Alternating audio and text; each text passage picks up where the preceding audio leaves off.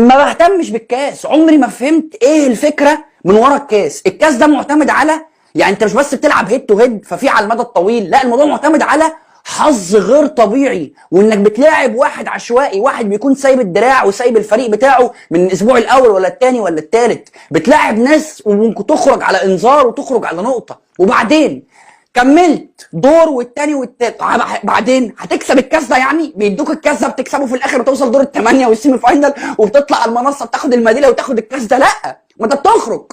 يعني الاقي واحد مثلا ايه متهان 3 مليون على العالم، 2.5 مليون على العالم، يقول لك انا مكمل في الكاس، وبعدين يعني كملت يا عم انت في الكاس، احنا يا عم خرجنا من الكاس عشان بنريح ونركز في الدوري، انت بقى عملت ايه لما كملت في الكاس؟